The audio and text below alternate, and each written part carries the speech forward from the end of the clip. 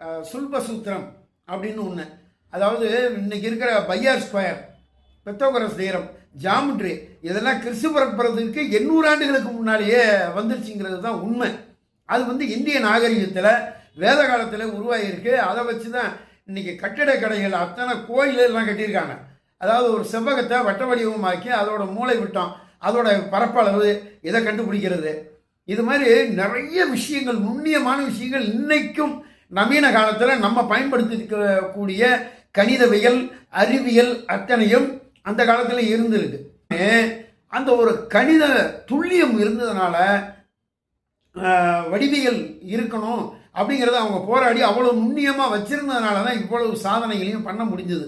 அதை விட்டுட்டு இன்றைக்கி வெள்ளைக்காரவங்க கண்டுபிடிச்சது தான் கணக்கு. 17ஆவது நூற்றாண்டு 18ஆவது நூற்றாண்டில் வந்த மறுமலர்ச்சி தான் உலகத்தையே இன்றைக்கி புரட்டி போட்டு இருக்குது, பிரிட்டிஷ்காரன் வந்து தான் எல்லாம் பண்ணுனா அப்படின்னு சொல்லக்கூடிய மாய்மாலமான போலியான வரலாறை திணிக்கிறாங்கல்ல, அவங்களுக்கு இந்த பாடத்திட்டங்கள் எல்லாம் சலிப்பாக தான் இருக்கும், புளிப்பாக தான் இருக்கும். ஏன் அந்த கணிதவியல் அறிவியல்லாம் இன்றைக்கி வந்துச்சுன்னா வெள்ளைக்காரவங்க தான் கண்டுபிடிச்சாங்க, அது தான் மறுமலர்ச்சி வந்தது, உலகத்துக்கு இந்தியாவுக்கு வாழ்வு கொடுத்தாங்க அப்படிங்கிற விஷயம்லாம் உடைபட்டு போயிடும்.